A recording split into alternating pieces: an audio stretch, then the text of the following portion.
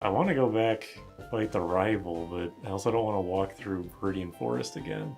So, goodbye, rival. Along the lines of that thing I said earlier about, like, what's the biggest nerf from game to game ever? Similarly, what is the move that suffered the physical special split the hardest?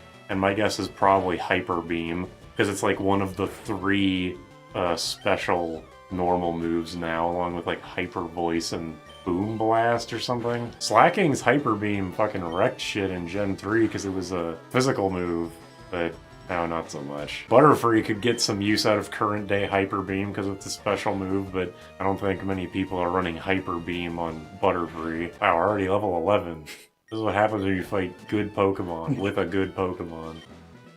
God damn it. I'm never gonna stop doing that. Oops. What? Wait, what? Oh, give. Okay. Wait, what? Use? If you want your Pokemon to be in a different ball. That's that'd be cool, actually. But also would diminish the fact that people catch legendaries in Premier Balls. Actually, the hardest ball to catch Pokemon in is the Beast Ball. Nice. That's how I understand it. Oh, okay. That's good. Everything's getting crits. What's with the Gen 3 games and crits? I remember in our what is it? That unfinished Emerald Archipelago thing, at least it was our Emerald for me.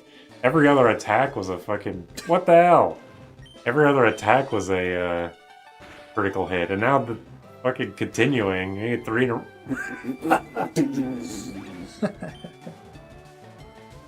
Are you fucking kidding me? God damn it. The save file is okay though, which is good. Brock looks so modern. Wearing like a Gen 3 outfit. Gen 3 stuff started getting a lot more angular. As we can see by our main character. What was the opening to Pokemon Advance? The Radiant City! No. Oh. He's like, it's all about the challenge, y'all. Y'all. That might be the Gen 3 Poke Rap, not the opening. Oh yeah, it's like, he's the boy from Pallet Town, he's a couple of shoes. Because they always get these like really trendy bands to make the openings. Oh no, bind. It's gonna do like 3 damage. Yeah, I'll do the sounds. Okay. Oh! Yeah!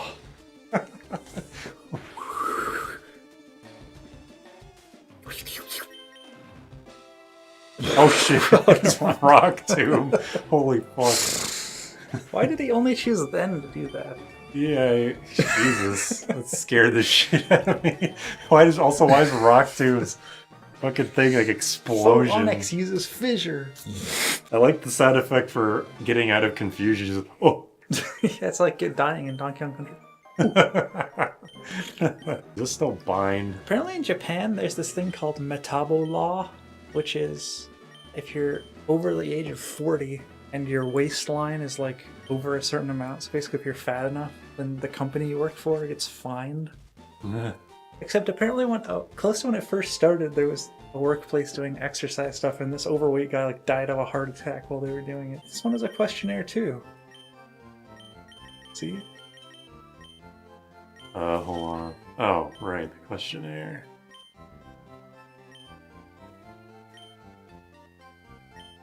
Alright. Wait, what is it? Lolling. Lolling. Does this game have Raffle? Hold on, let's look. Because Gen 4 had Raffle. No, it doesn't. Are you lolling on the floor? RPG. See if there's on. Lolling on. Lolling on the... I doubt there's the word the.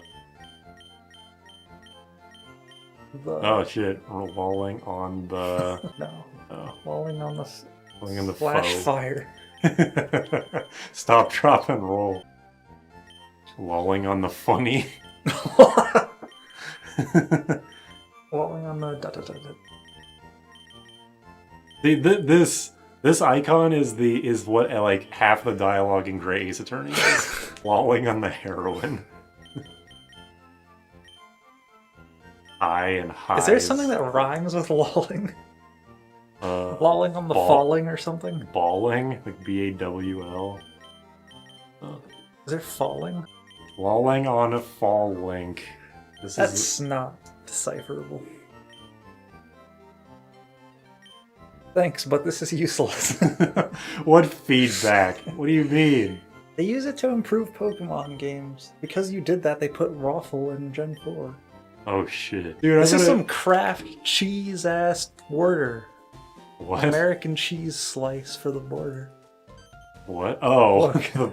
right. I kind of. Oh, here we go. Running shoes. Finally, AIDS. Usually in games, I'm kind of annoyed by the in jingle. Because sometimes they're way too long. Or in the case of Graces, it's just annoying. I don't think the Tales series ever has had good in jingles. I'm gonna be honest. What is with the crits? Like, I think I like Symphonias, and it's probably just because of nostalgia. I'm actually looking this up. Hold on. Yeah, it's one out of 16.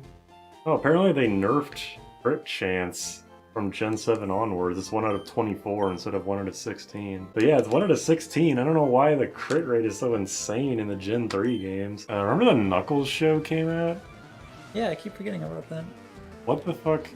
The Sonic 3 movie's been out. I think it's like out of theaters. It's actually been out for so long.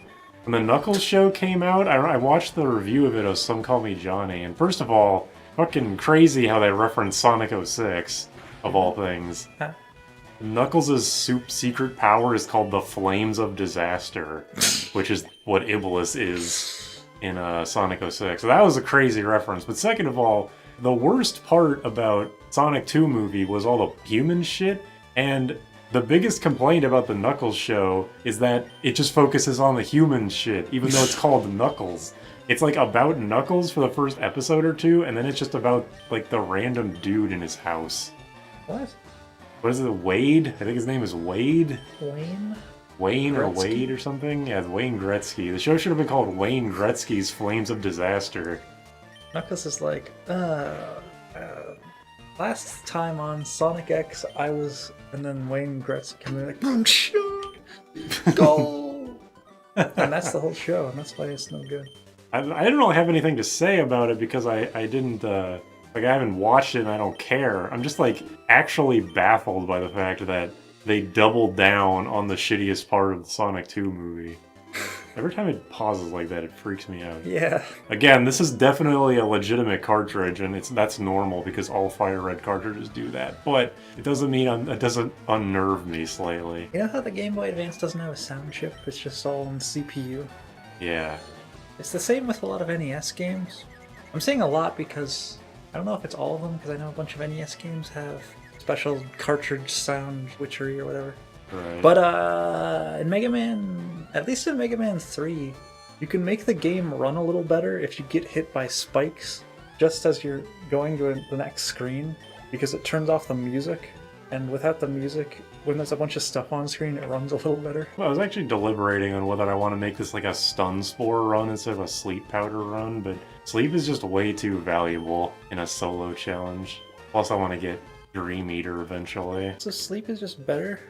It's not better because stun spore or paralysis lasts forever until they either die or cure it, whereas sleep is very random. It's like sleep is guaranteed your enemy does nothing for a turn or 2 or 3, whereas you're kind of banking on even more luck for paralysis to actually do that, but I don't know.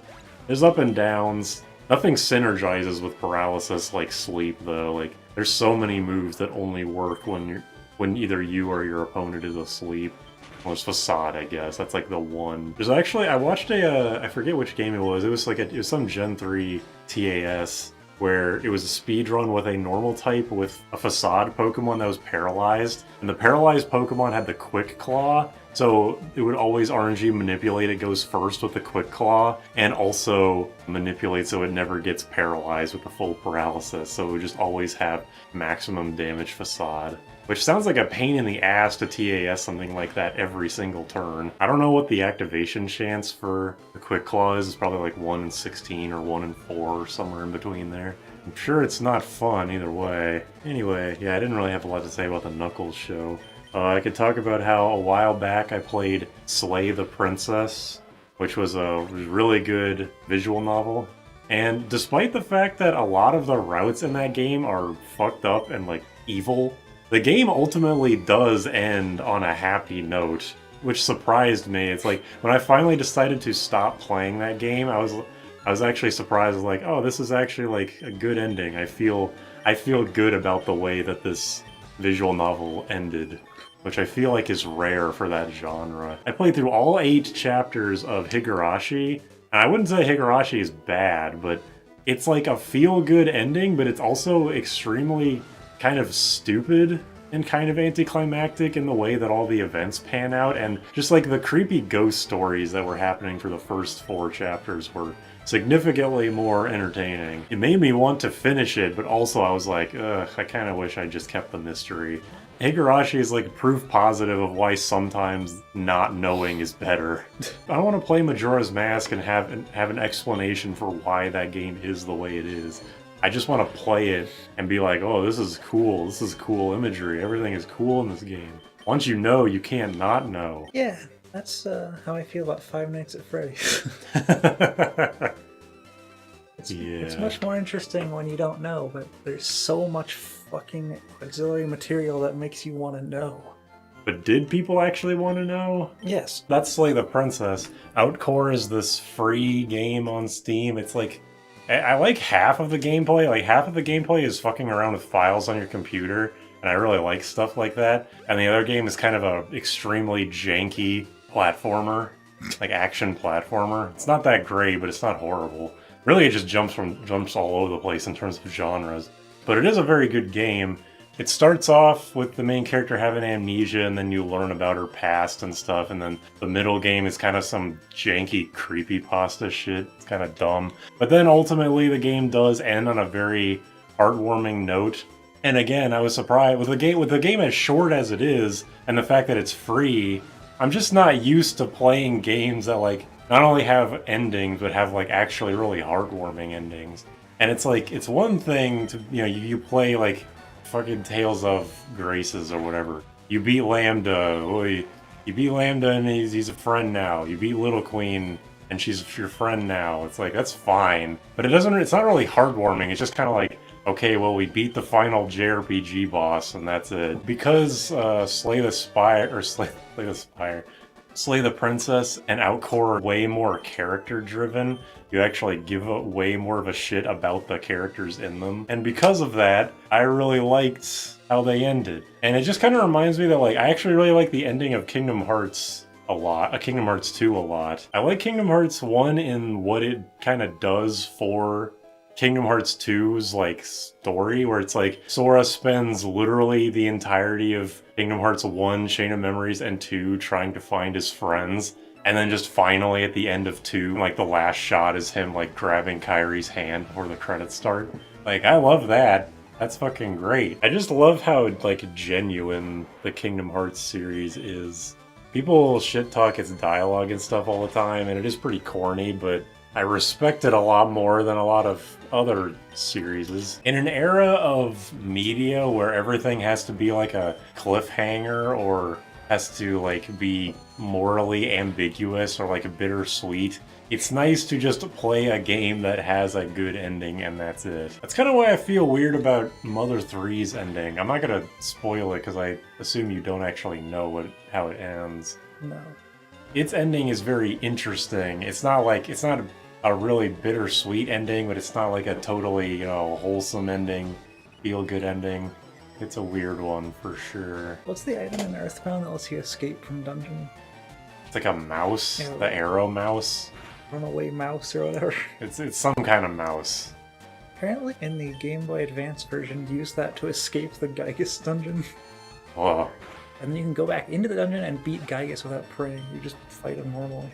I'm surprised that there were bugs introduced in that port. That's interesting. That'd be really funny if that's how someone just happened to experience the Gygus fight for the first time. They were like, this shit's scary, I gotta get out of here. Well, like, they like fight the end of the boss, and then they see people who are always like, man, the Gygus fight's so crazy, and they're like, I don't know. I'm curious how many people actually did buy, like, what the sales numbers were like for that game. Well, apparently Mother 1+2 is marketed pretty well. It isn't a toy game, and that guy's a fucking celebrity in Japan. Really, Toy has more attachment to Mother 1, because I remember seeing that he said areas in that game were purposely made really annoying so that you'd grind and spend a bunch of time. Well, the last dungeon he's like everybody knows the final dungeon in Mother 1 was accidentally really fucking hard because they ran out of time making the game. Here's that. They just had to ship it with what it was. This is random, but I played that Fortune Street new one, Final Fantasy Dragon Quest, because it's on Vita and there's a Vita emulator. There's no playable characters from before Final Fantasy VI. The only playable character from 6 is Kefka. But one of the casino games is based on the Chocobo Forest from 5. It's just like Boko runs through a forest and you have to tell him which way to go. And depending on which way he goes, you get different rewards. Is it just random? Yeah, it's just random, because the whole game's random. Right. There's another arcade game where it's a 1v3 Final Fantasy battle, where the person who landed on the arcade, like, you fight, the other 3 people fight him. And like whoever wins the battle gets money. Right. It uses Final Fantasy VI battle theme and then a Final Fantasy IV victory theme. Wait, like the original NES or SNES version? Yeah. Okay. I was gonna say, how can you tell they're all the same? That game is much faster than Fortune Street, which is good, but also the camera like whips around a lot and it's kind of hard to look at. On a Monopoly board? Yeah, it's like constantly rotating, shifting perspectives. It was just like, it was giving me a headache. That's very strange. I bought a Vita and that stupid proprietary SD card just to play Tales of Hearts R, and that game fucking sucked and I sold it. But in retrospect, I should have kept it to play it again. Actually, like, give it a fair shot. But I think I was just bad at it. Oh yeah, I showed you the jump start character. Yeah, the jump start. Was it Gary or Red? Yeah, really. One of them. Was that from the Giga Leak 2 Terra Leak? Yeah, it was apparently part of materials that was given to the localizers. Oh, apparently there's a much easier way to tell if it's 1.1. Because 1.1 says Game Freak Presents instead of just Game Freak. Oh. Hopefully this one-shots. Otherwise I might die. Okay. Version 1.1 fixes Chikorita's Pokédex entry, now correctly referring to a singular leaf. Yeah, wow. Why did they even bother making a revision if that was like it? Maybe it's just like they had to print more copies, so they were just like, whatever. Is there anything we need to change? Just change it, then we'll ship more. Harass. Isn't that the Mew cry? Yes, it is. I also want to catch this thing because it can learn a shit ton of HMs. Is that like an accident, or are they just really similar? There's a lot of Pokemon that share cries, like Charizard and Rhydon, Butterfree and Goldeen. Oh. It's also a girl. Ah! Do you have the map? I don't think so. I think you have to backtrack to Palette to get it from Gary's sister. Oh. Remember there's a guy in one... There's this guy I've subscribed to on YouTube, and one of his Twitch mods is a weirdo. But one of the things he was really weird about is like, Blue is not Gary. You cannot say they're the same person. They're nothing alike. It's like, God, really? Like, he's fucking Gary. Gary and Blue are the same person. Very strange thing to get worked up about. They do look exactly the same. I've always wanted to know why they made the main character Ash instead of just making him Red. Blue and Gary are the same, but Ash and Red are not. And not even in the fact that Ash, like, talks. Does Gary do anything in the anime of note? Aside from just be one step ahead of Ash all the time, not really. If you want to... Will Harden ever actually be useful? I think you should keep tackle. Yeah. It would have been... It was most useful against Brock, where he had Rock Tomb, but it fucking missed for once, so... Imagine if status moves that affect yourself could miss. You just got too tired. It's like Fire Emblem Thracia 776, where healing can miss. Or like if you use Sing and it puts you both to sleep. I think Dark is really funny because it being a special type makes literally no sense, because when Gen 4 came, all attacking Dark moves became physical. They made some new special Dark moves, but It's physical in this, right? No, it's special. Oh. Why? I don't know, that's what I'm saying. It being special in this gen makes no sense because they, all of them should be physical, because they're all just like ramming into the opponent for some effect. Bite, Crunch, Thief. I'm gonna go farm on some Abras to get a Twisted Spoon. once I get to cerulean. What if Ekans is actually pronounced just cans? Because you don't say the E in snake. If snake is pronounced snake, then it's pronounced...